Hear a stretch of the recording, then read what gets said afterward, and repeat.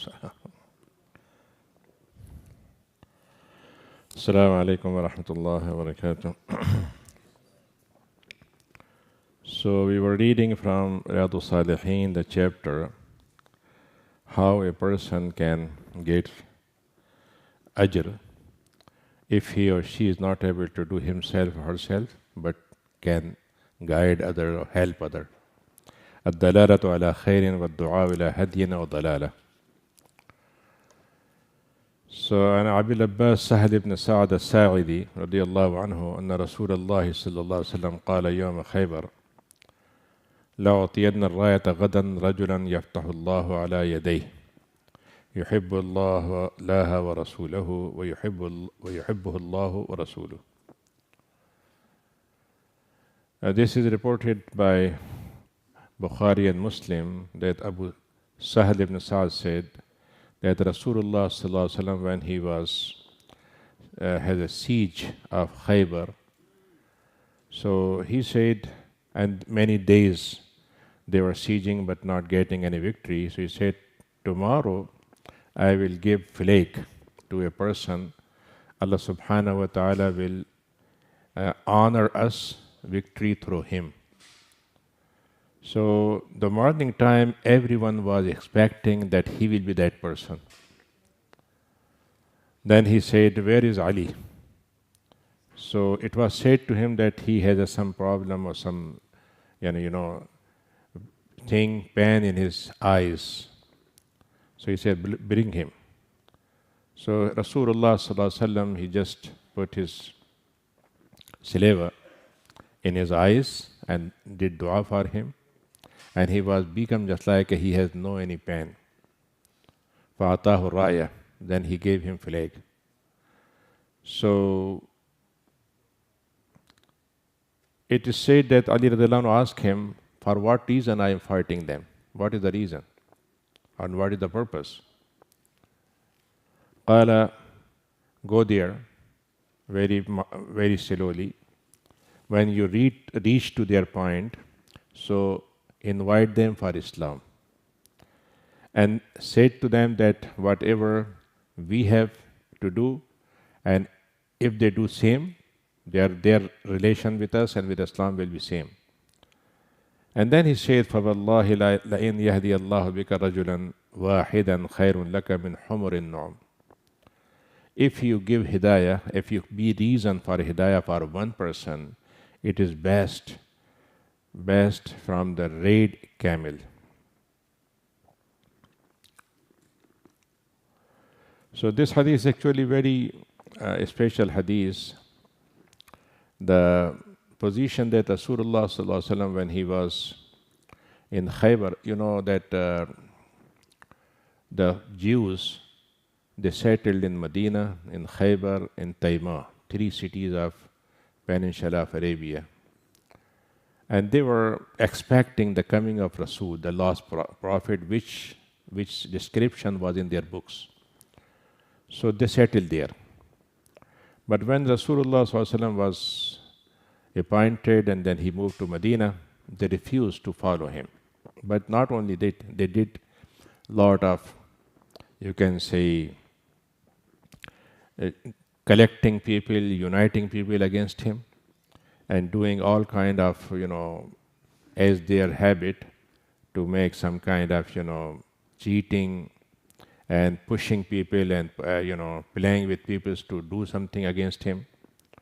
So one moment they were in a position, so some tribes from Medina, they moved to Khaybar. And when they settled there, they started same thing against. And Rasulullah sallallahu alaihi wasallam warned them, but they were not ready. So they have around 8, 9, you can say small castles or some kind of, you can say, forts. And they were very, very strong. So when Rasulullah seized them, they shut down their gates and they sat inside. And mostly at that time, the castle means that you have a lot of provision to survive for many days. well inside a castle and some supply, but they have their own farming land outside. So they were not able to come out, but they were fighting. So one of the one they were able to get, but one biggest one was not conquered. And there was one very, you can say, powerful person. He was Na Marhab. He was protecting there, and it said that he can fight 8 people together with one power. So Rasulullah said, I will give plague to one person. Allah subhanahu wa ta'ala will bless him with fath. So Umar radiallahu anhu said that when I heard this thing, so next day we were after Salat, we were sitting and I was making a little bit, I'm just like raising my head. So Rasul noticed that I am here and he will invite me. But he says, where is Ali? So Ali radiallahu anhu was sick. He has some pain in his eyes. But Rasulullah sallallahu alaihi wasallam did something and he cured. Then he said, go there. So he was going little bit, then he came back. That for what purpose I will fight? What is the reason? I'm just enemy, or I'm hating them, or just gain some money? He said, no. Go them.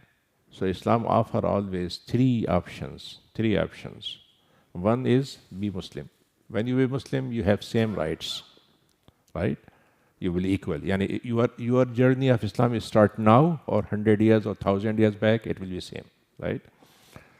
There's no division, newcomers or we have sometimes say revert or something. Everyone is, Allah subhanahu wa ta'ala said about the Sahaba, كَذَلِكَ كُنْتُم مِّن قَبْلِ فَمَنَّ اللَّهُ عَلَيْكُمْ. You think that you become Muslim. Yes, you were before Islam, you were nothing. So it not means, for example, we have any history, we are, from 1,000 years, families to families Muslim, and this person is new Muslim. Islam means new journey of human being, right? And all previous things are gone. So he said, go there and ask them to be Muslim. And second thing is, Islam offers peace. If you stop fighting, right, and doing against anything, any kind of breaching agreement, so we will allow you to live with your life, with your freedom, with your faith, but we will live together, right? The third thing, if you deny, then we will fight. And fighting is not for the sake of money, for the sake of reputation or occupation of these people's property and so on, but for the sake of Allah. And then he said very good word. He said, go there. If you were reason to person become Muslim, so Allah will give you the best reward than the red camels. In Arabs, best property was the very, very precious camel was red one. So he said it will be best than that one.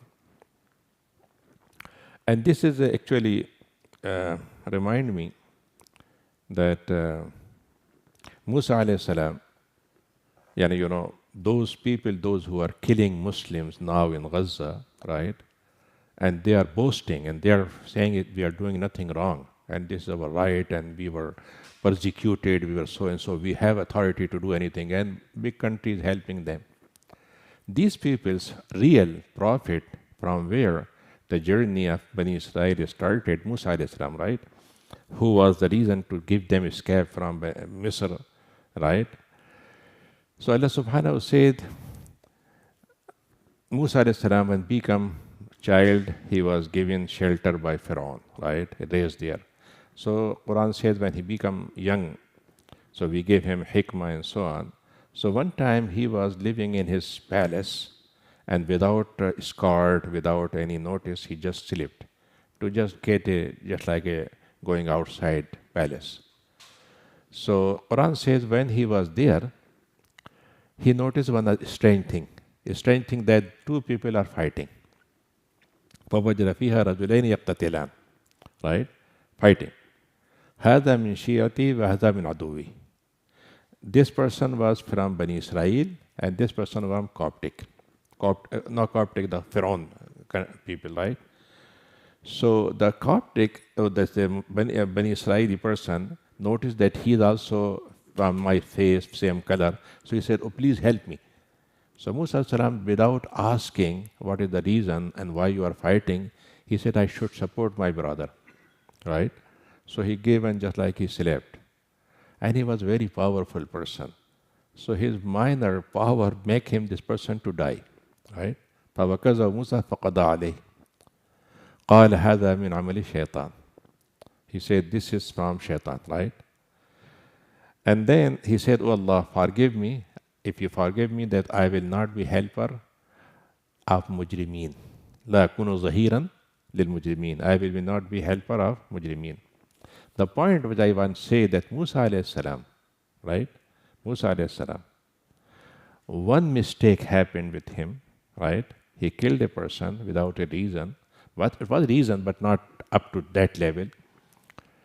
So he said, I will not be protector of mujrimeen, sinners, right? This is the Islam. This is the Islam, right? And if they follow truly Musa alayhi salam, they should not go and fight people, innocent people, kids, women, and so on, right? If they truly want help from Allah subhanahu wa ta'ala. And he said, oh Allah, forgive me. Allah subhanahu wa ta'ala forgave him. So I'm saying, for example, this is the journey of Islam. Islam actually not only limited to our salawat. At the battlefield, when people understand that you can take any revenge, you can do anything, right? To bloodshed, no problem, whatever you do. No, Islam says even the moment of battle, you must remember how you be controlling yourself, how you should address your enemy. And this is the real journey. So Ali radiallahu anhu, he was there, and he, alhamdulillah, he was fought with that person, he killed him, and then they entered. And the journey started another point. They said, okay, we are surrendering and we will not fight you again, so do some treaty. They agreed. So he said, what you will do? What is the, how? Say, okay, whatever production, right, crops, half and half. 50 for you, 50 for this. So they agreed. So at the time of crops, a person goes there and he makes two portions, just like two crops, right? He said, choose either one.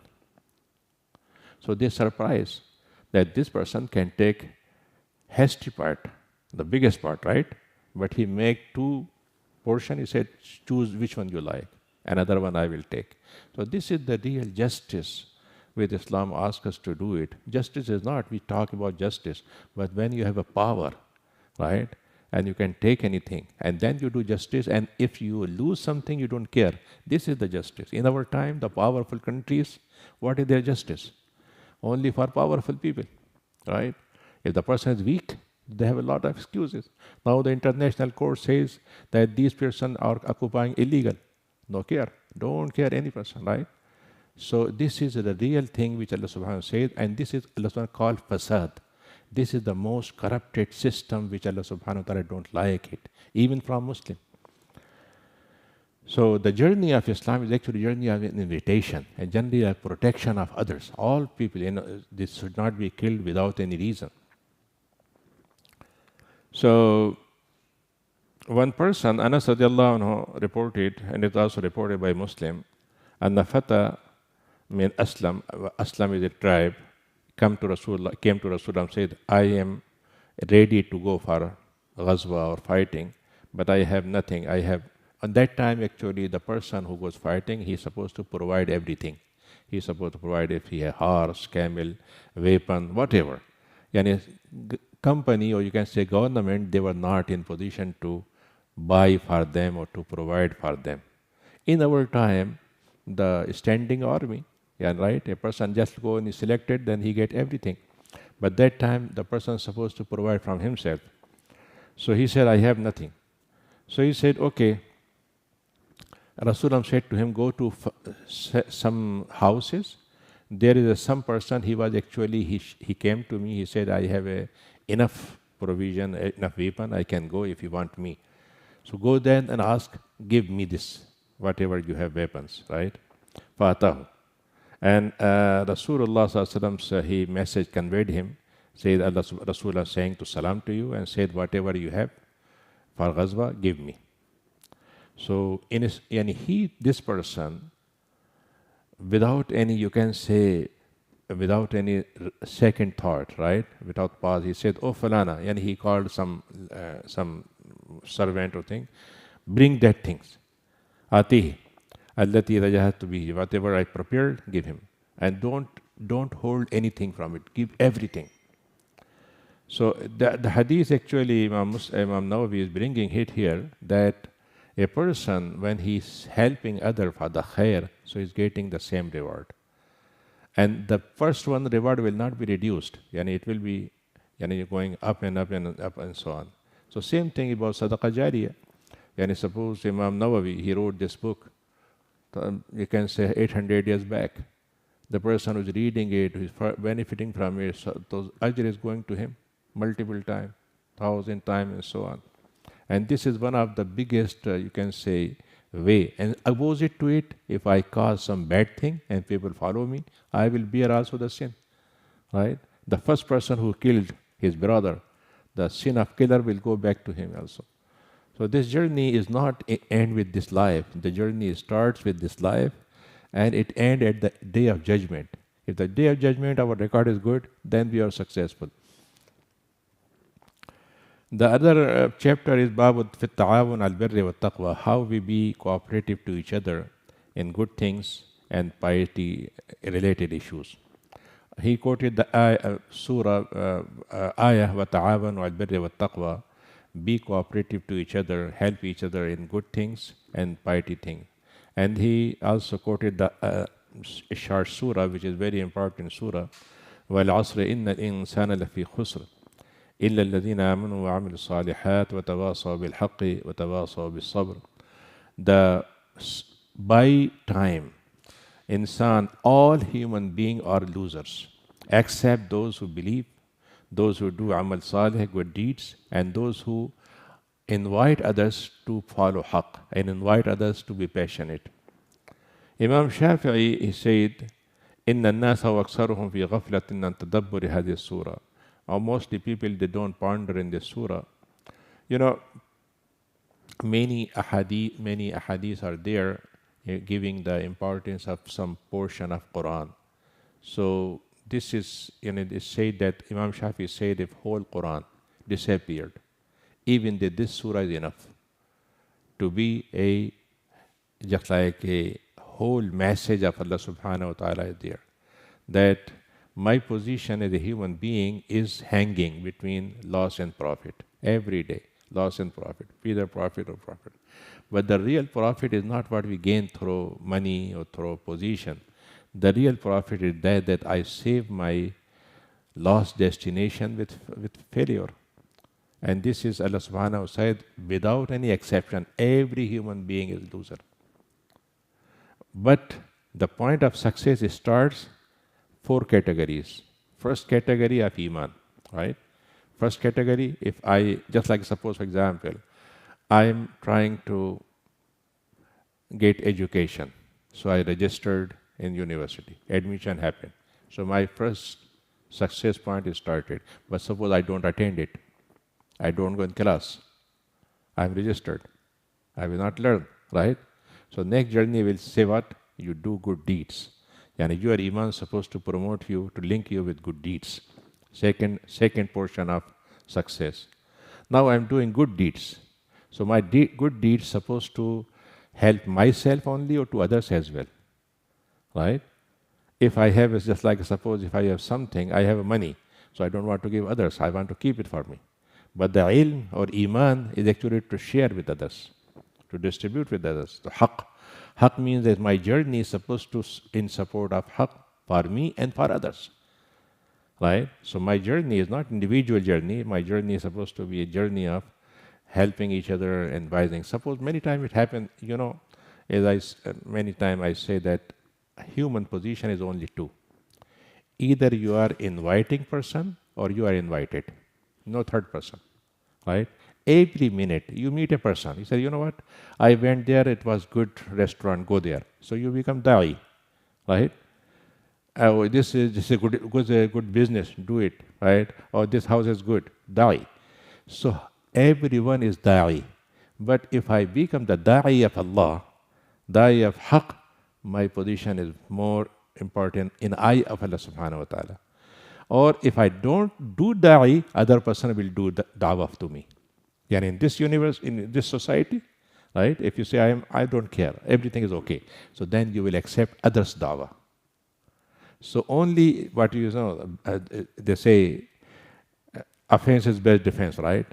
Yani if you go and approach to others, then your position will be safe. You save yourself. But if you let people, others, to occupy your thing, then you lose, and they will occupy. So he said that, for example, tawasaw bil haqq. Each one says, okay, we follow haqq.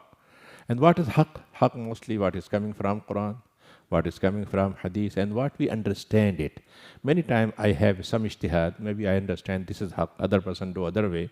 But if I have a dalil for it, so it is haqq, right? So in this way, the haqq will be, but opposite to it will be two things, either batil, anti-haqq, or will be something which is, for example, not based on some proof, but my desire or something. So it is also come there. وَتَوَاصَوْا بِالصَّبْرِ. And do sabr to it. Because sabr is most important thing for principled person. If you have a principle, if you have some rules, so you have to stick with your rules, and people will not allow you to do it. Sometimes they criticize, sometimes they make problems, sometimes you don't appreciate, and so on. But sabr is actually the way. So sabr in Islam is not negative thing. Most of the time we say, you know what, we have nothing except to sabr, right? Nothing. No, it is not. Sabr is very positive thing. Because sabr means that I don't want lose to connection to my principles, but I will also face any kind of position, any kind of thing with what? With mild response, with peaceful response. Suppose a person is saying to me something and I become violent, right? This is not sabr, right? In masjid you can see that suppose you ask someone, volunteer ask you, please don't park here, and you become violent. Oh, why? I'm coming for the sake of Allah, you are stopping me. No, sabr means that, for example, maybe he is wrong, but still you show, for example, politeness, and so on. So sabr wa tawasaw bis sabr. And sabr is both any important degree or important quality Allah subhanahu wa ta'ala honor us. And sabr are three kinds. One sabr is for the sake of all human beings suffering. We have sickness, we have some losses or something, right? So at the moment of challenging time or difficult time, we do sabr. The second sabr is to do sabr not to tempt it. The haram thing has very lot of temptations, right? Right, a lot of temptation. But I do sabr, I hold myself, no, I will not go there. This is also sabr, right? In this time, in this area, when everything is free, everything is open, you can do anything. But you hold yourself. Nobody is forcing you. Drink outside available, this kind of thing available. But you make yourself, even other people, they are making lot of temptation for it. And the third sabr is biggest. Sticking with goodness, because sabr also related to it. When you are doing some good thing, maybe, for example, people don't appreciate it. Maybe sometimes they comment against you. Suppose you're praying, oh, mashallah, you are making show off. Or, oh, mashallah, you are doing this thing for that reason or for that reason. Or you were so and so sometime. So sabr also. So three kinds sabr altogether are supposed to be together.